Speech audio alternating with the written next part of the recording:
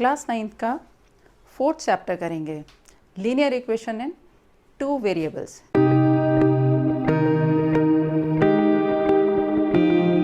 Linear equations इन 1 variable तो आपने की हुई है बहुत टाइम, मतलब कई क्लासेस में करते आए हैं। 8th में काफ़ी क्वेश्चंस उसके सॉल्व किए थे, इक्वेशंस बनाना, वर्ड प्रॉब्लम सॉल्व करना, ये सब किया था। अब ये आया है इक्वेशंस इन 2 वेरिएबल्स, x और y के अंदर 2 टर्म्स, जैसे 2 डिफरेंट टर्म्स के अंदर लेके 2 वेरिएबल्स को लेके जो इक्वेशंस बनाई जाएंगी उन्हें हम डिस्कस करेंगे। यहाँ पर स्टार्ट करते हैं। फॉर एग्जांपल एक इक्वेशन लेते हैं हम, x plus 2y is equal to 6। 2 variables हो गए, लीनियर इक्वेशन इन 2 वेरिएबल्स हो गई। इसका एक फॉर्म होती है, तरीका होता है लिखने का, ax plus by plus c is equal to 0। ये इसके स्टैंडर्ड फॉर्म है जिसमें हमें 2 वेरिएबल्स वाली इक्वेशंस को लिखना होता है।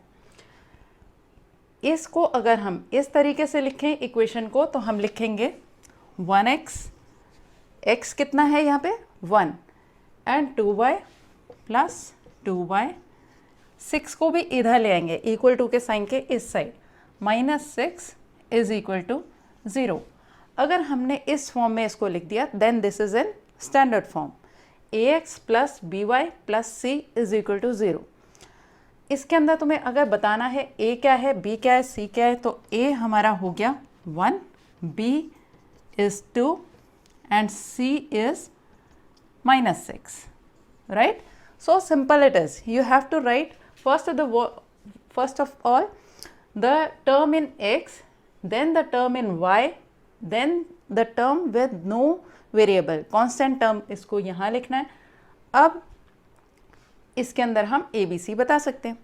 कोई इक्वेशन अगर इस टाइप की हो, जैसे 5x is equal to 3y, this is also equation in 2 variables. Then how to write it in standard form? 5x minus 3y, c is missing, constant term is missing, so you have to write it plus 0 is equal to 0. Then we can say a is 5, b is minus 3 and c is 0. One more example I will give you, like if an equation is like 7x is equal to 2y minus 4, then how to write it in standard form? 7x minus 2y, आप इधर लाए तो इसका sign change हो गया, इसका भी sign change हो गया, और ये इक्वल टू 0 आ गया। ये इसकी स्टैंडर्ड फॉर्म है। इसमें से हम बता सकते हैं a है 7, b है -2 एंड c इज़ 4। ये तो हुआ इसको स्टैंडर्ड फॉर्म में लिखकर इसकी a b c की वैल्यू बताना। अब हम आगे इसको करते हैं कि अगर इससे टेबल बना के सॉल्व करना है, then how to do this.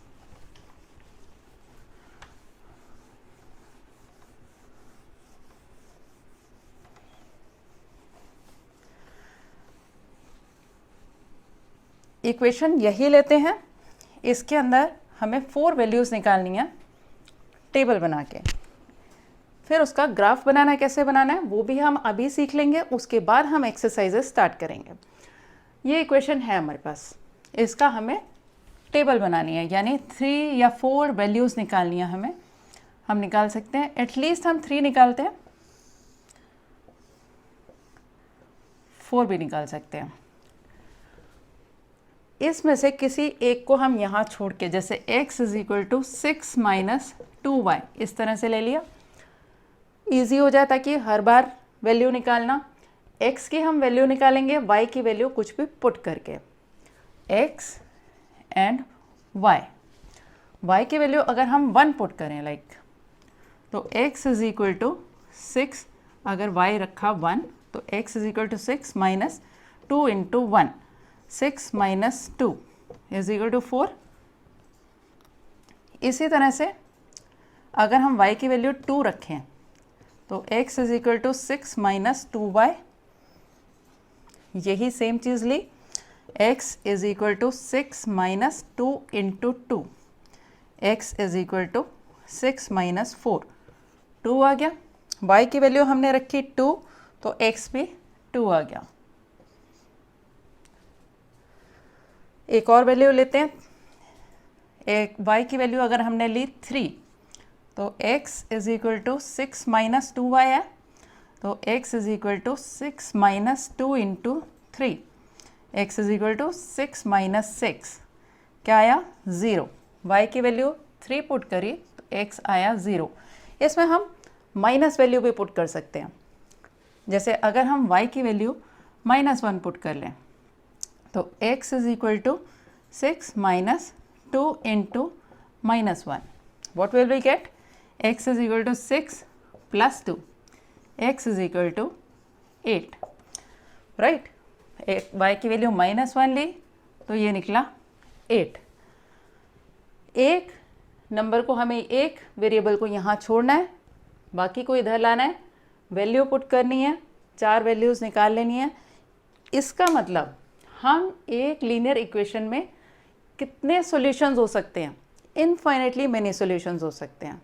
किसी भी लीनियर इक्वेशन के कितने सॉल्यूशंस निकल सकते हैं अगर बोला तो, क्योंकि ये टेबल हम चाहे कितनी भी लंबी निकाल लें तो इनफाइनेटली मेनी सॉल्यूशंस होते हैं 2 वेरिएबल के इक्वेशंस के। अब हम इसको करेंगे, इसका ग्राफ कैसे बनाना है।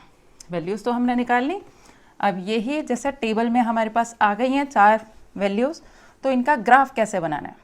Graph cartesian plane, X Y plane हम करते आए हैं, इसको बना लेते हैं।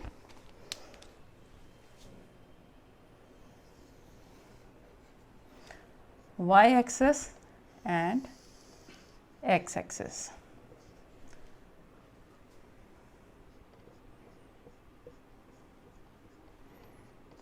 हम देख लेते हैं हमें कहाँ तक रिक्वायरमेंट है। लाइक इस टेबल में मैक्सिमम 8 तक जा रहा है, तो हम इसको 8 तक बना लिया।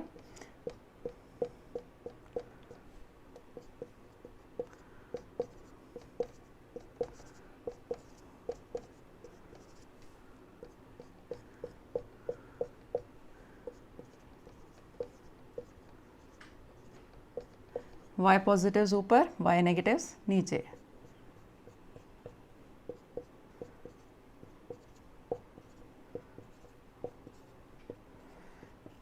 Right?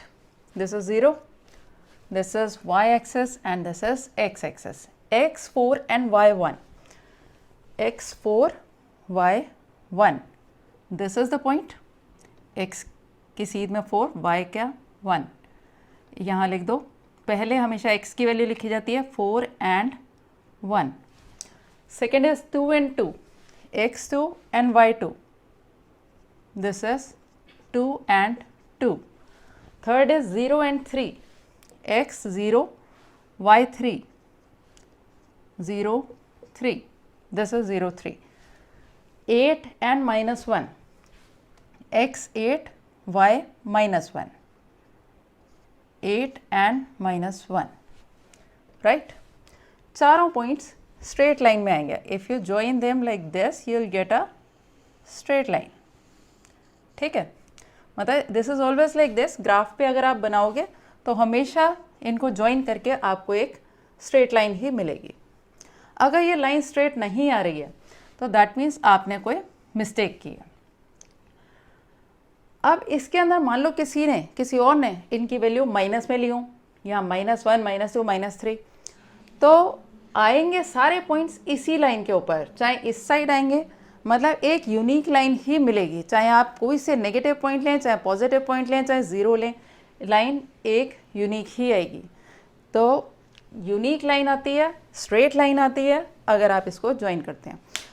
अब हम करते हैं एक्सरसाइज 4.1।